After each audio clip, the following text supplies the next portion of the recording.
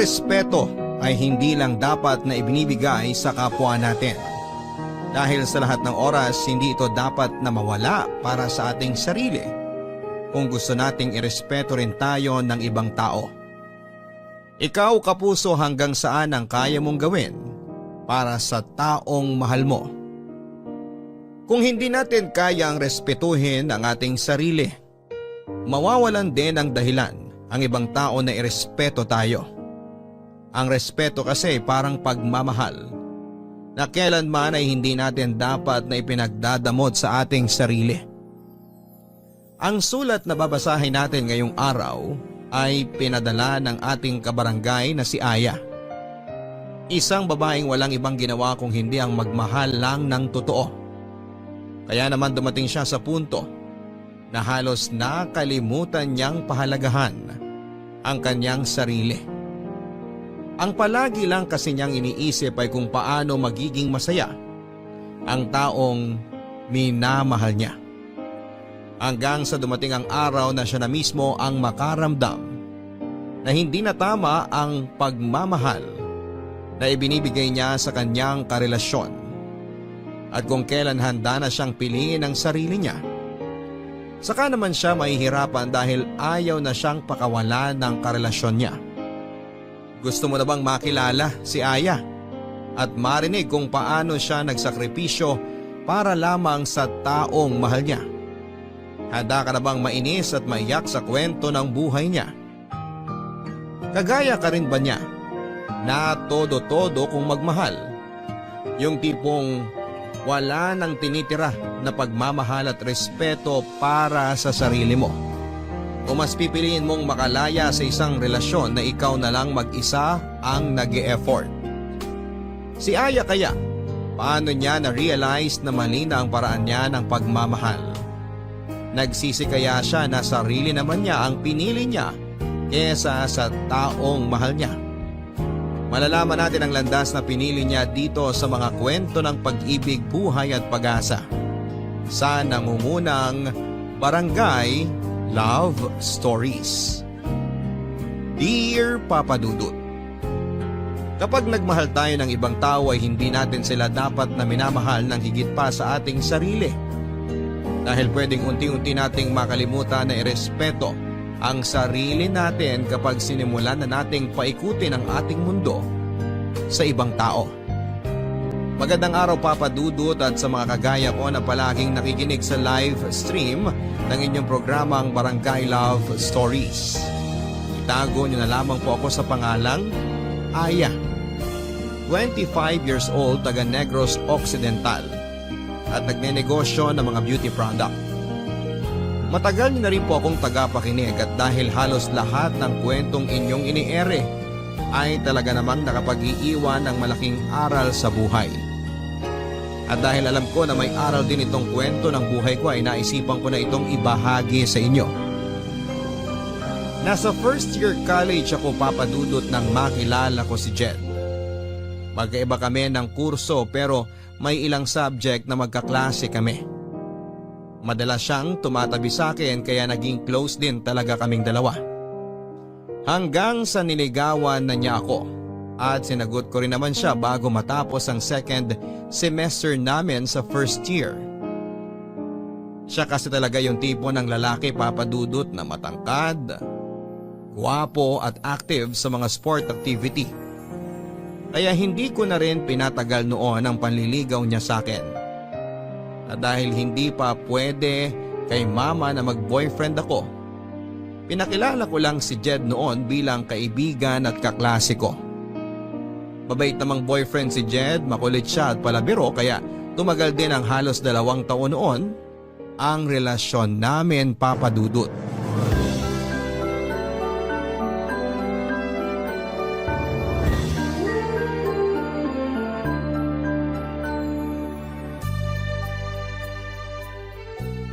Grabe, babe! Ang ganda na pagkakasulat mo dito sa reaction paper ko. Hindi naman masyado. Sinimplihan ko na nga lang ang mga salita na ginamit ko dyan eh. Ang ganda kaya! Buti na lang talaga tinulungan mo ko dito. Kasi sobrang tamad ko talaga sa paggawa ng reaction paper eh. Iba kasi ang mga trip mo na gawin, babe. Saka doon ka mas active sa mga subject na may kinalaman sa sport. Kaya kinakatamaran mo lang talaga yung mga ganitong pagsusulat. Sa bagay, tama ka dyan.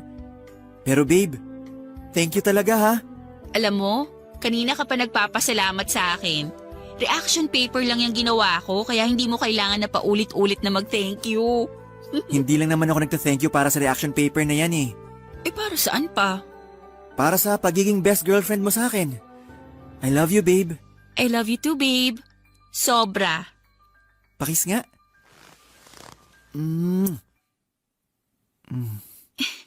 Babe, sandali lang. Bakit? Baka dumating na yung mga kasama mo dito sa boarding house. Mamayang gabi pa sila uuwi. Babe, sandali lang. Itigil mo na muna yung ginagawa mo sa akin. Babe, sabi ng teka lang eh. Ano bang problema mo? Bakit ka sumisigaw dyan? Hindi naman ako sumisigaw. Eh kasi naman, binubuksan mo na tong butones ng blouse ko. Eh ano naman? Boyfriend mo naman ako at girlfriend kita.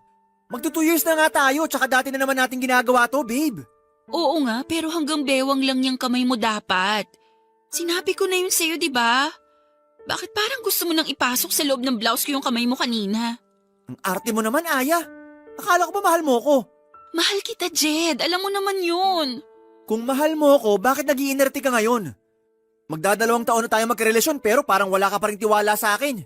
Babe, alam mo namang hindi totoo yung sinasabi mo. Mula nung unang araw na maging tayo, malaki na ang tiwala ko sa'yo. Babe, huwag ka nang magtampo. Payakap nga ako sa babe ko. Kung mahal mo talaga ako, ibibigay mo ang gusto ko. Aya, matagal naman na tayo magkarelasyon. Baka naman kahit isang beses lang subukan natin gawin to. Normal naman to eh. Di ba nga sabi nila, pinapatibay daw ng sex ang relasyon ng dalawang taong nagmamahalan. Kaya kapag ginawa natin yun, sigurado ako na mas lalong titibay ang relasyon nating dalawa.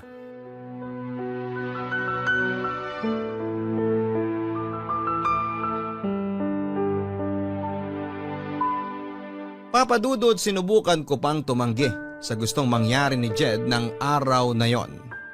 Pero tuluyan na rin akong bumigay at sinuko ang aking bataan sa kauna-unahang lalaking tinibok ng puso ko.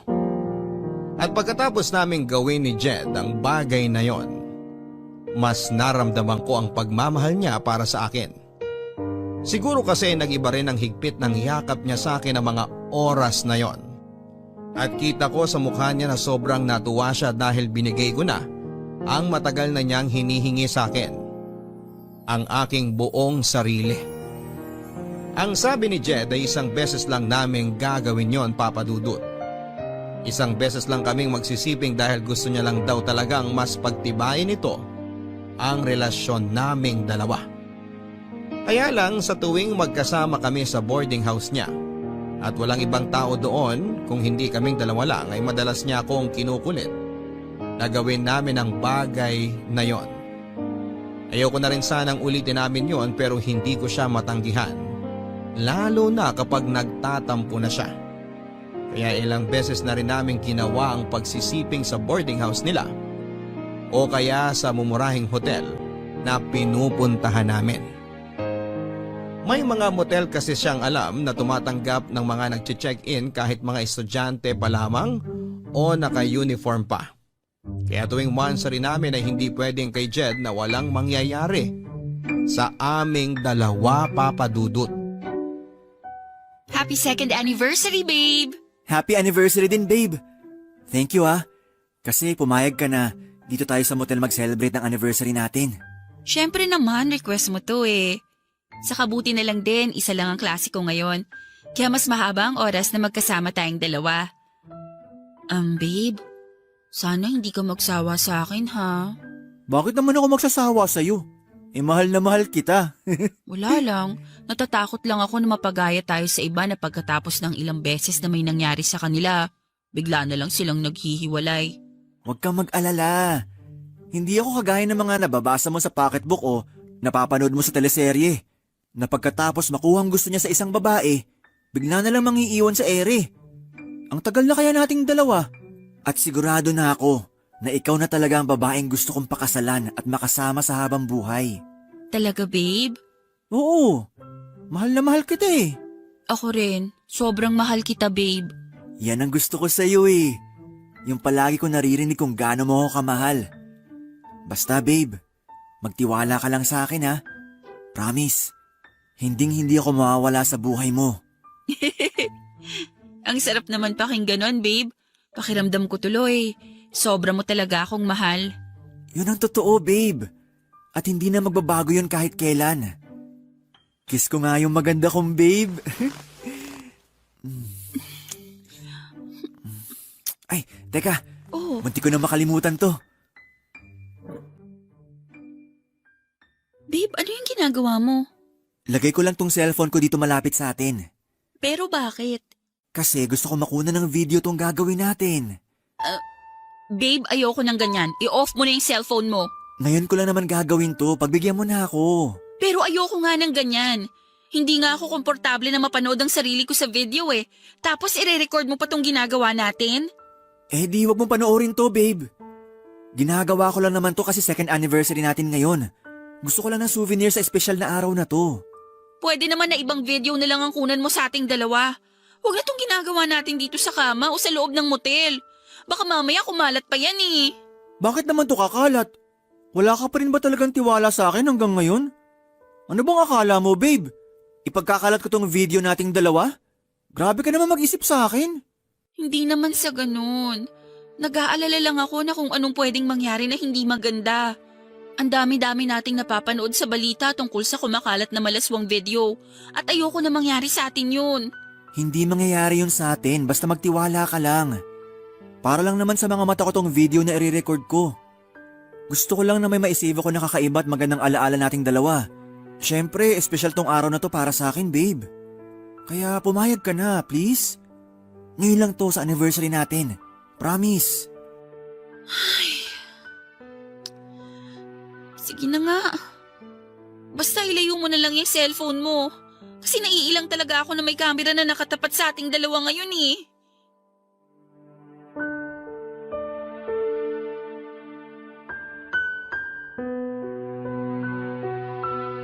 Papadudot, ayoko talagang gawin yon, kaya lang ayoko rin na mag-away pa kami ni Jed sa second anniversary naming dalawa.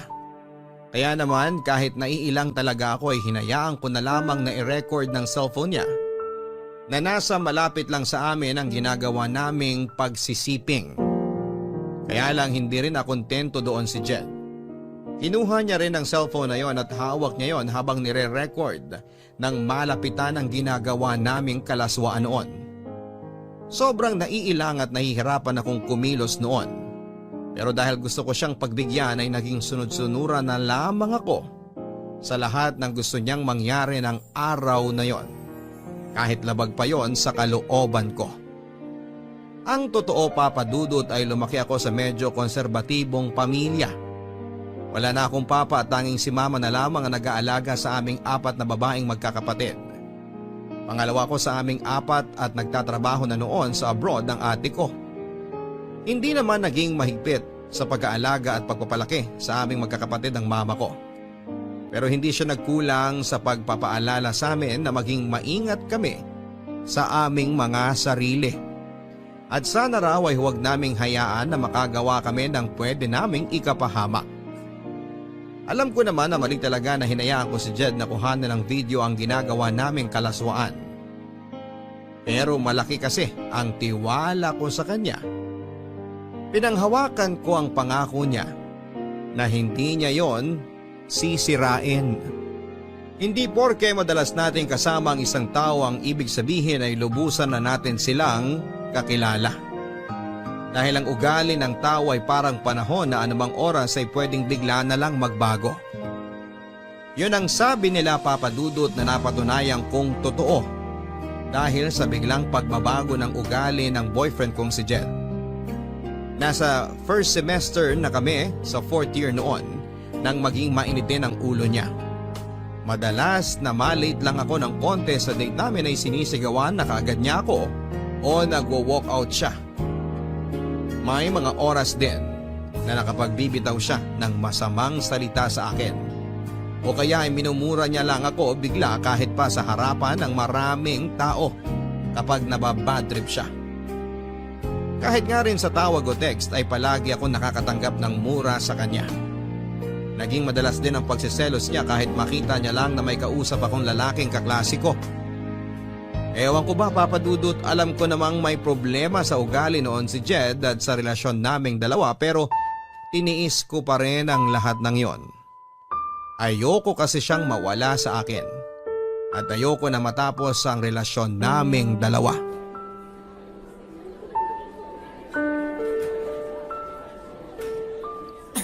Halika! Halika dito!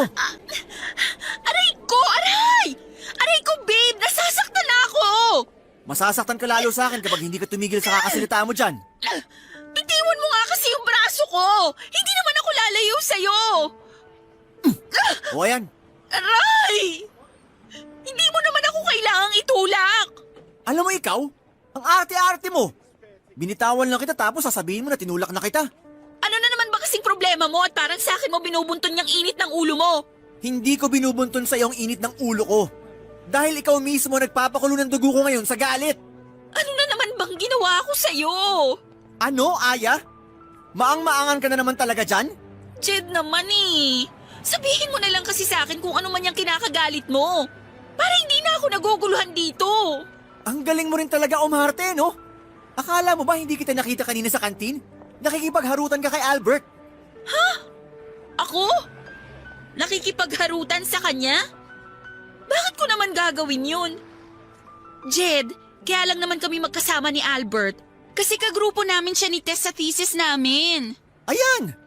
Diyan yung nag-uumpisa, di ba? Yung kunwari gagawa kayo ng thesis. Pero ang totoo, naglalandian na kayong dalawa. Saan mo ba napupulot yung mga sinasabi mo na yan? Bakit? Hindi ba totoo? Siyempre hindi. Bakit ko naman gagawin yun? Boyfriend kita. At malaki ang respeto ko sa relasyon nating dalawa. So kapag hindi mo pala ako boyfriend, plano mo talagang landiin yung Albert na yon? Jed naman, ano ba? Saan ba talaga pupunta tong usapan na to? Tapatin mo nga ako, Aya. Type mo si Albert kaya lagi ka nagpapakyut doon, no? Ano na naman ba yung sinasabi mo? Alam mo, hindi na kita maintindihan. Saka yung takbo ng utak mo kasi... Aray ko, Jed! Bakit mo naman ako sinampal? Kasi isang tanong lang ang binigay ko, pero ang dami mo nang sinabi. Aya! Ano ba nangyayari dito? Wala, Tess. May pinag-uusapan lang kami ni Jed. OMG! Bakit dumudugo yan labi mo? Sinaktan ka na naman ba ng walang yang to? Pwede ba, Tess? Huwag ka nga makialam sa pag-uusap namin ng girlfriend ko. Hindi ako makikialam kung hindi mo siya sinasaktan. Tess, tama na yan. Hindi naman talaga ako sinaktan ni Jed. Talaga? Hindi? Kahit ang pula ng pisngi mo at may sugat pa yan labi mo? At ikaw naman, Jed, kung gagawin mo lang punching bag tong kaibigan ko, mabuti pa umalis ka na lang dito. Alam mo, Tess, napaka-pakialamera mo talaga. Mabuti pa nga na magsama na lang kayo ng kaibigan mo. Diyan na kayo. Jed, sandali! Hindi pa tayo tapos mag-uusap. Ay, ano ba? Sinaktan ka na nga ng lalaking yan tapos gusto mo pang habulin? Tess naman eh! Bakit kasi nakialam ka pa sa pag-uusap naming dalawa? So ngayon, kasalanan ko pa pala na concerned ako sa'yo. Wow ha? Alam mo, Aya, nakakalimutan mo na yatang tao ka at hindi bagay na tagasalo ng galit, inis o pananakit ng gagong boyfriend mo na yan, ha? Kung mahal mo yung boyfriend mo, huwag mo naman sanang kalimutan na mahalin at irespeto yung sarili mo para lang dyan sa lalaki na yan.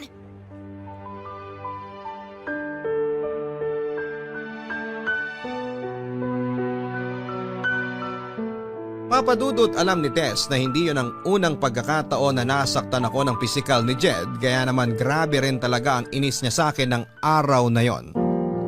Ilang beses na niya kasi akong pinayuhan na hindi na raw healthy ang relasyon namin kaya dapat ay makipaghiwalay na ako dito. Pero ilang buwan ko pang tiniis ang ugali na yun ni Jed. Wala mahal ko talaga siya. At malaking bagay din talaga yung si Jed, ang kauna-unahang lalaking nakasiping ko. Aaminin ko na ang iniisip ko noon kaya ayaw ko makipaghiwalay sa kanya ay wala ng ibang lalaki ang magkakagusto sa akin kasi nga hindi na ako virgin. Na si Jed na ang gusto kong makasama sa habang buhay Kasi sa kanya ko ibinigay sa kauna-unahang pagkakataon ng sarili ko na gusto kong pilitin na ayusin ang relasyon namin dahil ayokong mawala siya sa buhay ko. Kaya lang papadudot lahat naman tayo ay marunong mapagod sa pagtitiis hanggang sa makaramdam na lang tayo na gusto na nating sumuko. Dahil dumating din po ang point lalo na nang muli akong masaktan ni Jed dahil isang kaklase ko naman ang pinagsilosan niya. Nasampal niya ako kasunod ng malulutong na mura at masasakit na salita. Kaya na mga oras na yon ay hindi na ako nakapagpigil at tinapos ko na ang relasyon naming dalawa. Nakita ko ang biglang pagbabago noon sa mukha niya na parabang nagulat siya at nagsisi sa ginawa niya sa akin. Pero dahil pagod na akong magtiis, hindi ko na siya binigyan pa ng isang pagkakataon na ayusin ang relasyon namin, Papa Dudut.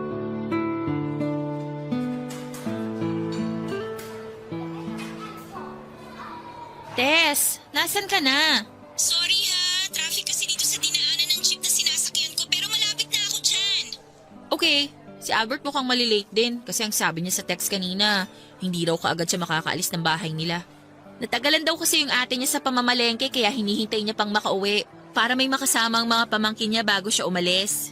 Naku, pasensya ka na, ang tagal mo tuloy naghintay sa amin ni Albert.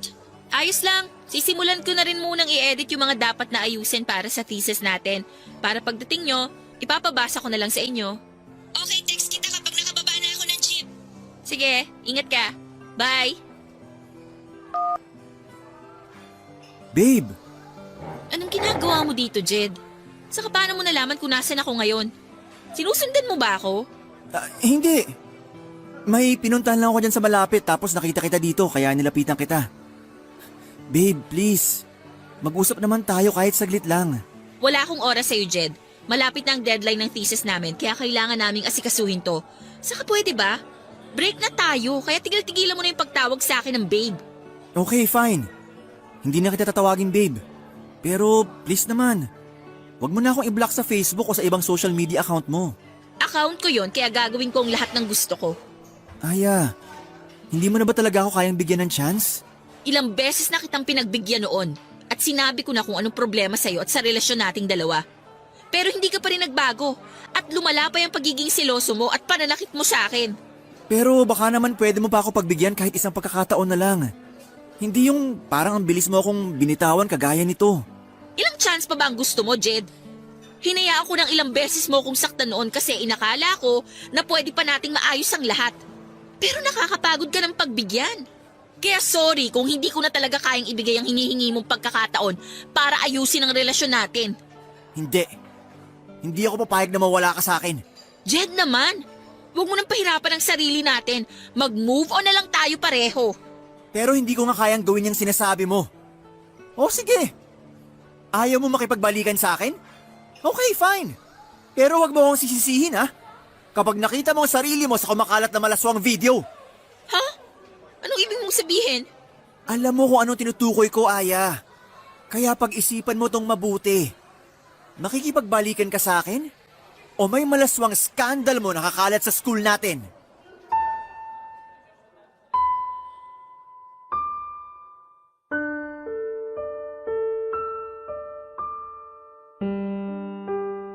Papa Dudut, hindi na ako nakasagot sa tanong na yon ni Jed sa akin. Bigla na kasi akong kinabahan. Kaya wala na rin akong makapa na salita noon. Hanggang sa dumating na si Tess na dahilan para bigla nang umalis si Jed sa harapan ko.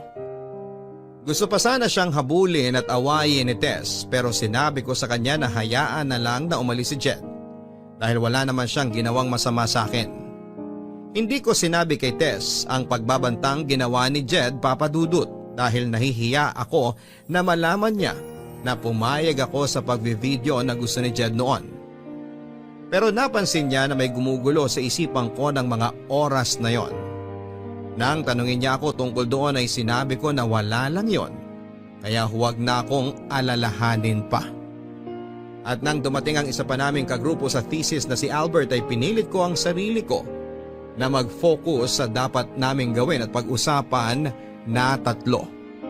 Sobrang hirap, Papa Dudut, dahil sobrang nag-aalala ako na baka totohanin ni Jed ang pagbabanta na ginawa niya sa akin ng araw na yon.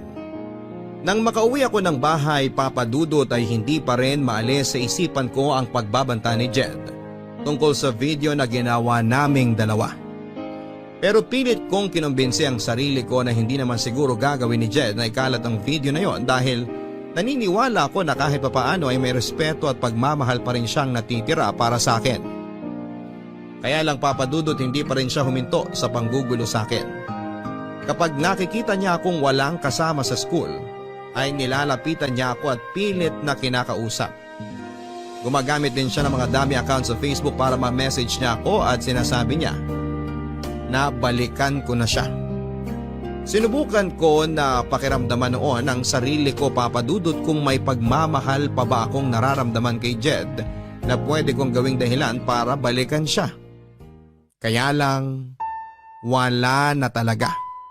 Sadyang napagod na ang puso ko noon na mahalin siya, kaya nagmatigas ako sa desisyon ko na hindi muli pang makipagbalikan pa sa kanya.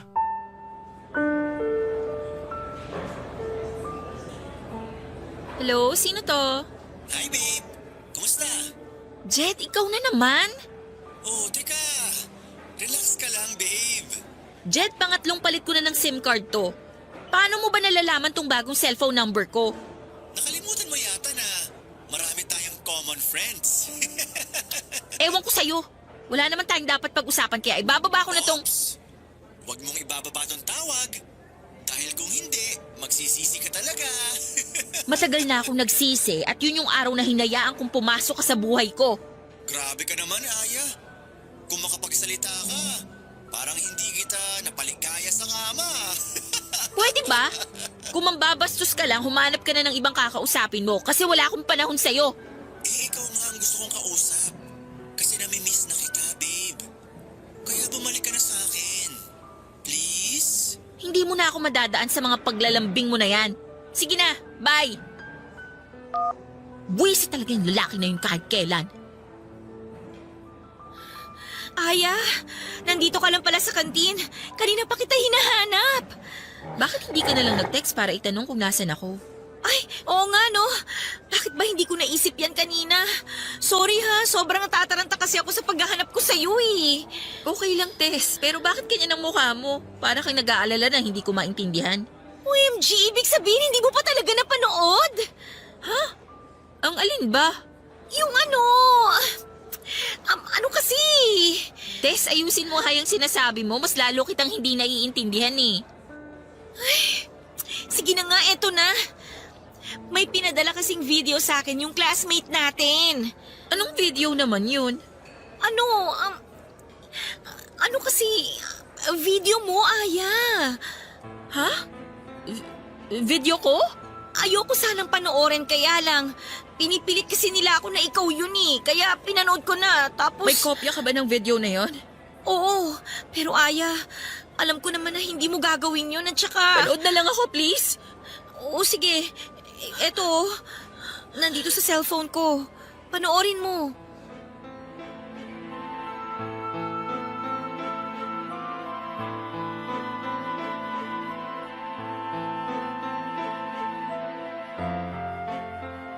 Halos maiyak ako nang makita ko ang sarili ko sa video na pinapanood sa akin ni Tess, Papa Dudut. Tinotoo pala talaga ni Jed ang ginawa niyang pagbabanta sa akin na ipagkakalat niya ang video ko. Ang malaswang video na kinuhanan ni Jed noong magkasama kaming dalawa sa isang motel. Kaya lang sa video na yon, Papa Dudut, halos mukha at katawang ko lang ang kita dahil edited na yon. At pakiramdam ko noon ay bigla na lang akong pinagtinginan sa loob ng kantin at pinagbubulungan kahit naka-earphone naman ako ng mga oras na yon. Bigla tuloy akong umalis ng kantin at pumunta na lamang sa may likod ng gym kung saan ay sinundan naman ako ni Tess. At dahil itinuring ko siyang totoong kaibigan ay pinagtapat ko na sa kanya noon na ako talaga ang nasa malaswang scandal na yon. At si Jed pa ang kumuha ng video. Sinabi niya na kailangan daw na magsumbong na ako sa mga pulis para maaksyonan daw ang ginawa sa akin ni Jed. Pero syempre hindi ako sumang-ayon, Papa Dudut, dahil una sa lahat, ayokong malaman ni Mama ang ginawa kong kalaswaan, Papa Dudut.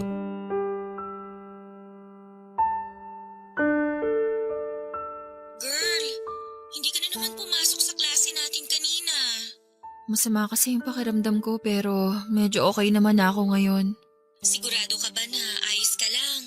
Oo, wag ka mag-alala sa akin kasi nandito lang din naman ako sa bahay. Paano naman ako hindi mag-aalala sa'yo? 2 araw ka nang hindi pumapasok sa mga klase natin. Oo nga pala, Aya. Sinabi sa akin ng advisor natin na gusto ka raw niya makausap tungkol doon sa kumakalat na video mo. Mukhang hindi na rin talaga ako makakabalik pa sa school. Alam naman kasi natin na hindi nila tinotolerate yung ganitong issue sa isang estudyante. Expulsion din ang diretso ko dahil sa ginawa ni Jen sa akin.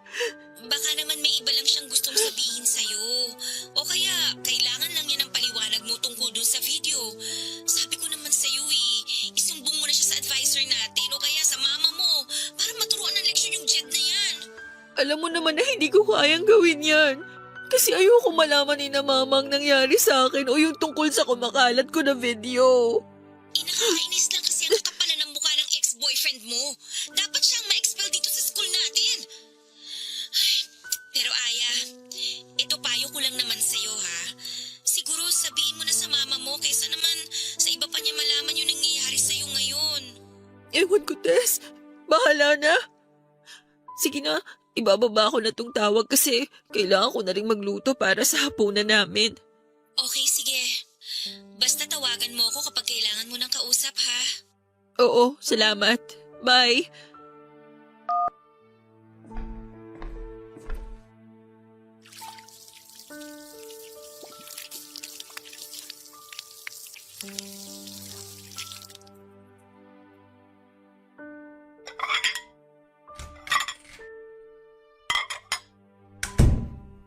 Aya? Aya, nasan ka? Ma, bakit po? Magluluto pa lang po sana ako. Magtapat ka nga sa akin. Ikaw ba to? Oh, Ma, sino pong nag-send ng video na yan sa cellphone nyo? sabihin mo sa akin. Hindi naman ikaw to, di ba? Kamukha mo lang tong babaeng nasa malaswang video na to. Alam ko na hindi ikaw to kasi hindi mo magagawa ang bagay na to. Aya, sumagot ka! Sabihin mo sa akin na hindi ikaw to. Nakahawig mo lang tong babae kasi sigurado ako na hindi mo naman kayang gawin to, hindi ba? Hindi ba tama ako? Tama ako na mali ang mga kapitbahay natin sa chinichismis nila tungkol sa'yo? Sabihin mo sa akin na hindi sila nagsasabi ng... I'm sorry. Sorry po. Sorry po, Mama. Bakit ka nagsasorry? Aya, ako sabihin na ikaw talaga tong nasa malaswang video na to. Opo, Mama. Ako po, pero hindi ko naman po ginusto. Malandi kang babae ka! Paano mo nagawa to sa sarili mo?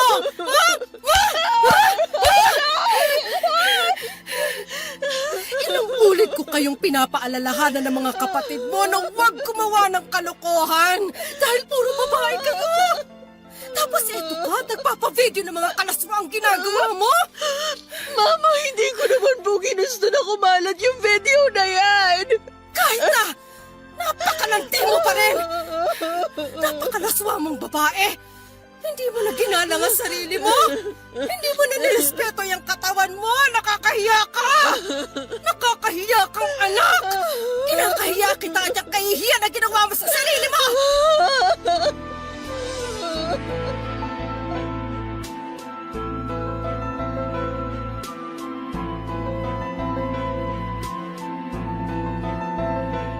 Papa Dudut, yon ang kauna-unahang pagkakataon na nasaktan ako ni Mama ng pisikal at mapagsabihan ng masasakit na salita. Hindi ko naman siya masisisi dahil sobra kong sinira ang tiwala niya. Sinubukan ko siyang yakapin habang paulit-ulit akong humihingi ng tawad sa kanya. Pero pilit niya lang akong tinutulak hanggang sasabihin niya na huwag na raw akong lalabas ng bahay dahil kinakahiya niya raw na may anak siyang malaswa ang pag-uugali. Doon ko nalaman, Papa Dudut, na hindi lang pala sa mga kaklase ko si Nen ni Jed ang skandal ko, kung hindi pati na rin sa mga pinsang ko na nakilala niya noon. Kaya kumalat na rin yon pati na sa iba pa naming kamag-anak at pati na rin sa mga kapitbahay namin. Pinagkalat niya ang video ko gamit ang kanyang dummy account sa Facebook. Sinubukan kong tawagan si Jed pero hindi na niya sinasagot ang tawag ko. Gusto ko kasing makiusap sa kanya na hinto na niya ang ginagawa niyang pagpapakalat ng video. Gulong-gulo talaga ang isipan ko kung ano ang dapat kong gawin noon, pero dahil alam ko na masyado nang mabilis ang pagkakalat ng balita, alam ko rin na hindi ko na mapipigilan pa ang pagkalat ng skandal ko sa social media at iba't ibang panig ng mundo, Papa Dudut. Mula nang malaman ni Mama ang tungkol sa kumalat na skandal ay hindi na ako halos nakalabas ng bahay, Papa Dudut. Hindi dahil sa ayaw ni Mama na lumabas ako, kung hindi dahil ako mismo ang nahihiya sa nangyari. Pakiramdam ko kasi lahat ng taong nakakakilala sa akin ay alam na ang tungkol sa skandal ko. Hindi na rin talaga ako pumasok sa school noon dahil alam ko na lahat ng estudyante doon ay napanood na ang malaswang video ko at pwede rin na ma-expel ako dahil sa issue na yon. At nag-deactivate na rin ako ng social media account ko dahil napuno na ng mga message na tungkol sa skandal ang inbox ko. Nang makausap ko naman ang ate ko na nasa abroad ay halos maiyak din siya sa galit habang pinagsasabihan ako, Papa Dudut. Wala naman akong ibang nagawa noon kung hindi ang paulit-ulit na mag-sorry sa kanya. Si Mama naman ay hindi na rin ako masyadong kinikibo sa bahay. At hindi ko rin masyadong kinakausap noon ang dalawa kong kapatid. Pareho silang nasa high school noon kaya alam ko na aware na rin sila tungkol sa video ko. Papa Dudut, gusto ko na rin talagang maglayas noon pero wala naman akong alam na ibang pwedeng puntahan. Kaya naman kinulong ko na lamang ang sarili ko sa lungkot at pagsisisi sa loob ng kwarto.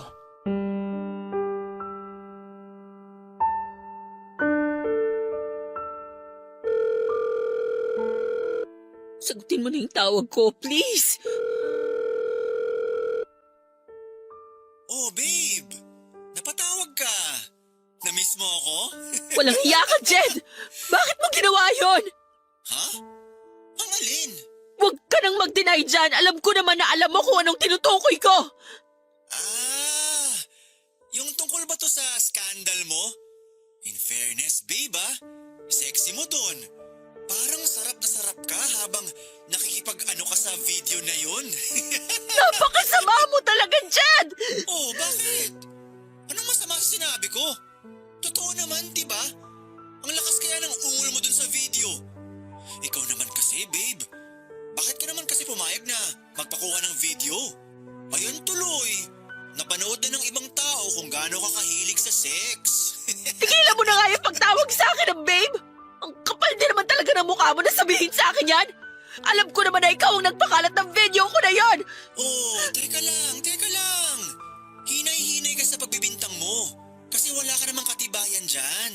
Ang kapal talaga ng mukha mo na magbaang-baang pa dyan! Bakit? Totoo naman hindi ko nga alam kung ako ba talagang kasama mo dun sa video eh. Jed, pwede ba? Ikaw lang naman ang lalaki nakagalaw sa akin at alam mo yon! Kaya huwag kang mag-imbento ng kwento dyan! Aya, paano ko naman masisiguro na ako talagang kasama mo sa video na yun? Mukha mo at katawan mo lang naman na nakikita dun. Kitang-kita dun na enjoy ka habang kinukunan ka ng video. Pinilit mo lang ako na pumayag, kaya pwede ba? Tigilan mo na yung pag-iimbento mo ng kwento! Kung napilitan ka lang talaga, bakit ang lakas ng ungol mo dun sa video? Hindi ba dapat nagpupumiglas ka? Sumisigaw ka ng, tama na po, huwag niyo na po akong kunan ng video. Pero hindi yun ang sinasabi mo sa video, Aya. Sarap na sarap ka habang nakatutok sa iyo ang camera ng mga oras na yun. Ano ba talaga gusto mo, Jed? Bakit mo ginagawa mo to sa akin? Alam mo naman ang gusto ko, Aya. Ang bumalik ka sa akin. Pero ang arte mo lang masyado kaya pinaparusahan kita. Wala naman akong kasalanan sa'yo. Tinapos ko naman ng maayos ang relasyon nating dalawa at sinabi ko sa iyong dahilan kung bakit ayoko na. Ayaw mo na talaga? Ganun na lang talaga yon? Oo nga pala, may naalala ako. Ikaw, naaalala mo pa ba? Yung nakaluhod ka? Habang nakatutok yung cellphone ko sa'yo? Hindi ko pa pala yun nasisend sa mga kaibigan natin o kamag-anak mo. Dahil gusto kong pagsawaan mo ng panoorin yun bago ko ipasa sa kanila. Jeff, please! Itigil mo na to! Maawa ka naman sa akin! Halos itakwil na ako ni Mama nang dahil sa video na pinakalat mo! Hala, talaga? Sorry hindi ko alam eh. Pero sige, hindi ko na ikakalat yung video na nakaluhod ka. Sa isang kondisyon, pumunta ka sa lugar na i-text ko sa'yo.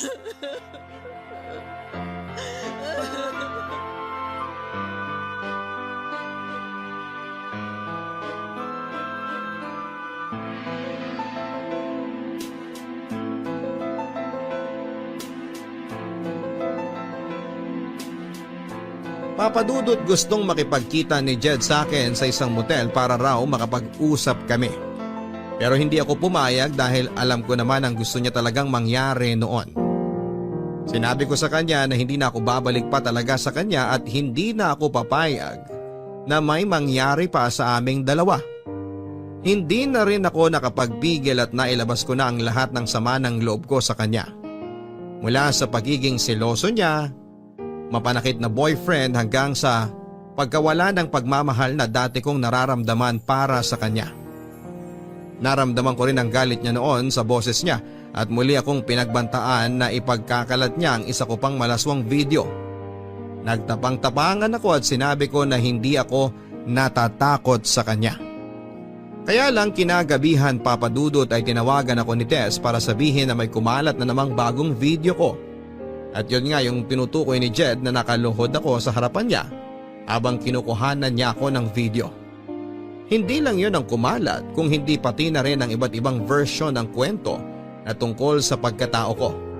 Na iba't ibang lalaki raw ang kasama ko sa video na yon na nagbebenta raw ako ng katawan kaya may ganun malaswang video. Na matagal na raw akong hindi nag-aaral dahil pariwara na raw ang buhay ko. At kung ano-ano pang version ng kwento na hindi naman totoo. Nalaman ko yun mismo mula kay Tess, Mama at sa mga kapatid ko.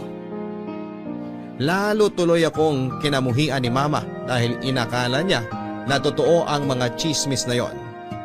Lalo rin akong nagalit noon sa sarili ko. Pakiramdam ko noon ay pati ako ay nandidiri na sa katawan ko dahil sa video na yon. Para bang nawala na ako ng kakampi at dahilan para mabuhay. Dahil puro kahihiyan na lamang ang binibigay ko kina Mama. Papadudot, alam kong mali pero dahil sa sobrang na-stress at na-depress na ako sa nangyayari sa buhay ko ng mga oras na yon, ay hindi ko na napigilan ang sarili ko na subukang tapusin ang buhay ko.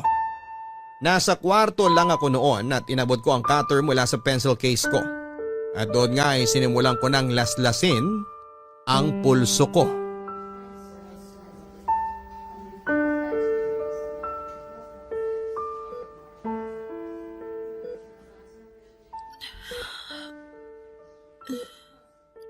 Tess? OMG, Aya! Sa wakas, gising ka na! Nasaan ako? Ano ka ba, girl? Hindi mo ba natatandaan kung ano nangyari sa'yo at anong ginawa mo sa sarili mo? Malabo yung naaalala ko. Basta sobrang sakit ng ulo ko at braso ko ngayon. Ay nako, pinagtangkaan mo lang naman na masama ang sarili mo. Mabuti na lang at naisipan kong dumalaw sa inyo kagabi kasi kung hindi, baka hindi ka katukin ng mama mo sa kwarto mo. At doon nga, nakita ka namin na wala ng malit, duguan yung mga kamay mo. Akala ko, panaginip lang ang lahat. Totoo pa rin pala. Totoong pinakalat palalo ni Jed ang skandal ko. Pero Aya, hindi mo pa rin dapat ginawa yun. Alam mo naman na malaking kasalanan sa Diyos ang pagtangkaan ng masama ang mga sarili natin, di ba? Hindi mo kasi ako naiintindihan. Dahil wala ka sa kinatatayuan ko. At hindi ikaw yung may malaswang video na kumakalat ngayon. Kahit na.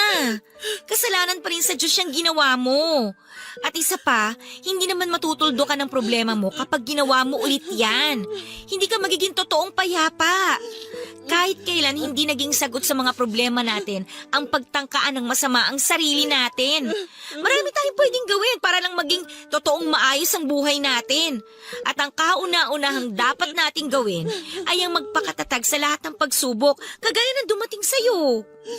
Alam ko naman yun. At nagsisisi naman talaga ako sa ginawa ko sa sarili ko.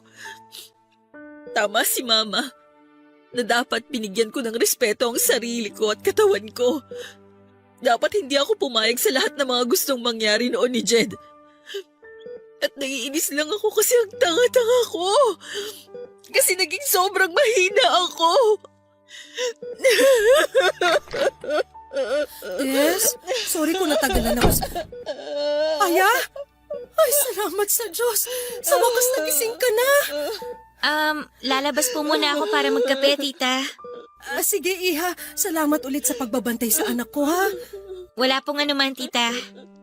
Aya, balik na lang ako mamaya, ah.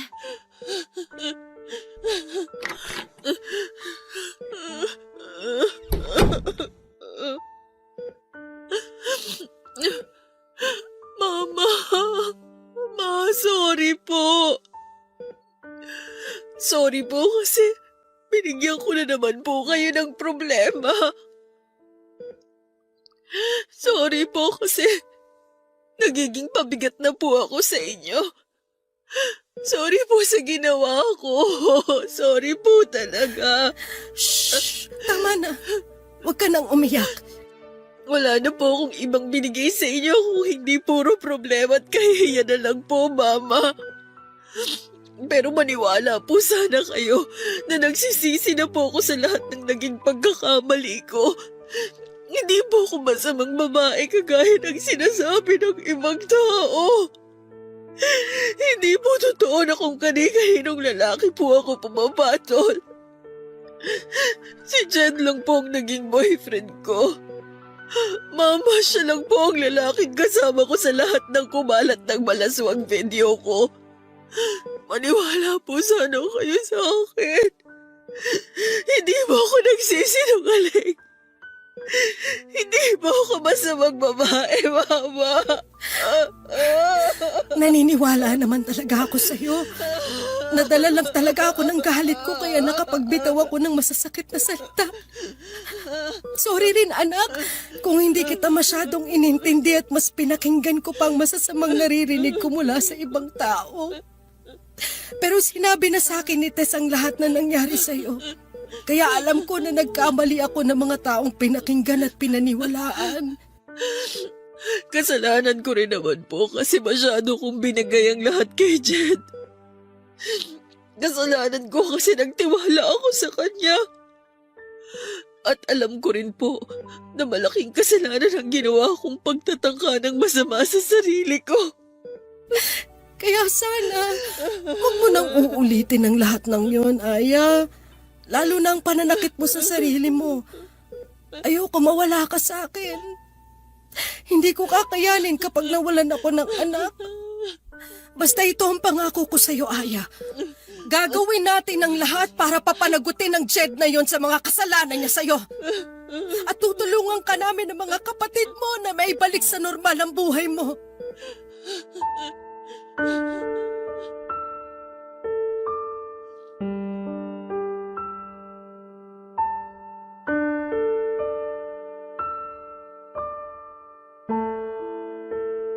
Papadudot nang makalabas ako ng ospital ay naglakas loob na akong sampahan ng kaso si Jed. Gusto ko na rin kasing matapos ang panggugulong ginagawa niya sa akin noon at isa pa, pinaramdam na ni mama sa akin noon na sosuportahan at tutulungan nila akong maibalik ang normal na buhay ko. Nang magsumbong kami sa mga pulis ay sinabi nila na kailangang mahuli si Jed sa akto ng pamba-blackmail sa akin para tuluyan namin siyang makasuhan tungkol sa pagpapakalat niya ng skandal ko. Kaya naman ang muling mag-text si Jed tungkol sa isa pang video ko na sinasabi niyang ipagkakalat niya. Sinabi ko na makikipagkita na ako sa kanya at papayag na ako sa gusto niyang mangyari. At sa araw na dapat ay pagkikita naming dalawa ni Jed ay doon natapos sa panggugulo niya sa akin dahil kasama ko ang mga pulis na humuli sa kanya. Grabe ang iyak ko nang muli kaming magkaharap ni Jed sa presinto, Papa Dudut. Saglit ko siyang nasampal, nasabunutan at nasigawan. Pati si Mama ay galit na galit din sa kanya, pero mas nangibabaw ang mga sigaw ko noon habang kausap ko siya. Sa mahigit 2 taon kasi ng relasyon naming dalawa ay wala akong ibang ginawa kung hindi ang mahalin siya at gawin ang lahat ng gusto niya. Pero ang pagsira pa pala sa buhay ko, ang isusukli niya sa lahat ng pagmamahal na pinaramdam ko sa kanya. Hindi ko rin alam, Papa Dudut, kung tinulungan ba ako ng tadhana na mapabilis ang pagpaparusa kay Jed dahil 2 buwan pa lamang siyang nakukulong noon nang mabalitaan ko na nagkaroon ng malaking sunog sa lugar nila at natupok ng apoy ang bahay nila kasama na ang kanyang buong pamilya. Ayoko mang matuwa dahil sa nangyaring yon sa pamilya niya, pero hindi ko maiwasan dahil parang karma na yon kay Jed para sa ginawa niyang pagsira sa buhay ko. Papa Dudut, dahil po sa dami ng problema ang kinasangkutan ko noon ay hindi na ako nakabalik pa sa pag-aaral. Nalaman na rin kasi ng advisor namin at iba pang may mga mataas na katungkulan sa university ang nangyaring gulo sa buhay ko. At balak na rin nila akong i-expel kaya ako na lang ang nag-drop out mula sa pag-aaral. Nagawa namang maipasa ni na Tess ng thesis nila kahit na wala ako sa grupo. Nasa bahay na lamang ako pero palagi naman akong kinakausap ni na Mama at ng mga kapatid ko. Palagi nilang pinaparamdam sa akin na sa kabila ng mga nangyari, nasa tabi ko lang daw sila at hindi nila ako iiwanan. At doon ko nga na-realize na mali talaga ang ginawa kong pagtatangka ng masama sa buhay ko. Dahil palagi naman akong may pamilya na pwedeng hugutan ng lakas ng loob para maging matatag. Kaya naman muli ako nagkaroon ng lakas ng loob na subukang ibalik ang normal kong buhay. Pero hindi na ako nag-aral pa, Papa Dudut. Inayos ko ang sarili ko at nagpatuloy ako sa buhay ko at nagsimula na lang ng isang negosyo. Hindi naging madali ang lahat ng ito at may mga oras noon na naririnig kong pinag-uusapan ng ibang taong tungkol sa malaswakong skandal. Pero nagpakatatag ako at pilit kong pinakita sa lahat na ang mga taong nadadapa ay kayang bumangon at muling magpatuloy sa paglalakad. 5 taon na rin, Papa Dudut, ang nakakalipas mula na mangyari ang lahat ng ito sa buhay ko. Alam ko na nasa internet pa rin ang ibang kopya ng malalaswakong video pero wala na akong pakialam pa. Kasi hanggang ngayon ay pinagdudusahan pa rin ni Jed sa loob ng bilangguan ng ginawa niyang pagsira sa buhay ko. Hindi ko na mabubura pa ang nagawa kong pagkakamali pero ang mahalaga, hindi ko na yon uulitin pa. Maraming salamat po sa pagbabasa ng sulat ko, Papa Dudut, at sana'y makapag-iwan ng aral sa mga kapuso natin na nakinig sa aking kwento, ang storya ko. Na anumang oras lahat tayo ay pwedeng madapa at magkamali. Pero palaging may pagkakataon na muling bumangon para lumaban sa hamon ng buhay. Ang inyong forever kapuso at kabarangay, Aya. Kapag nagmahal tayo ng ibang tao ay palagi tayong magtitira ng kalahating porsyento o higit pa na pagmamahal para sa ating mga sarili para hindi mawala ng dahilan ng ibang tao na irespeto tayo. Maraming salamat, Aya, sa pagbabahagi mo ng sulat mo dito sa aming programa. Hindi talaga biro ang pinagdaanan mo sa ginawa sa iyo ng dati mong karelasyon. Yung binigay mo sa kanyang lahat ng tiwala at pagmamahal mo pero ipapahama ka lang pala niya sa huli. Mabuti na lang at may mga tunay kang kaibigan at mga pamilya na hindi ka iniwang nag-iisa. Tama ka sa mga sinabi mo na sila ang dapat mong kinukuhanan ng lakas ng loob sa tuwing pakiramdam mo ay nangihina ka na. Pero sa susunod na maramdaman mo na para bang wala kang kakampi sa mundong ito ay magdasal ka lamang, Aya, no? Magdasal ka at ipararamdam sa iyo ng buong may kapal. At kailanman ay hindi ka nag-iisa dahil kasama mo siya at ang paggabay niya. Mga kapuso, alam naman natin kung ano ang tama sa mali kaya kahit gaano pa natin kamahal ang isang tao, kung sadyang mali ang ginagawa o pinapagawa niya sa atin, matuto tayong manindigan sa tama at sa sarili nating desisyon. Para sa bandang huli ay hindi tayo mapahamak at wala tayong dapat na pagsisihan. Hanggang sa muli, ako po si Papa Dudut sa mga kwento ng pag-ibig, buhay at pag-asa dito sa Barangay Love Stories number 1. Mga kwento ng pag-ibig, kwento ng pag-asa at mga kwento ng buhay dito sa Barangay Love Stories.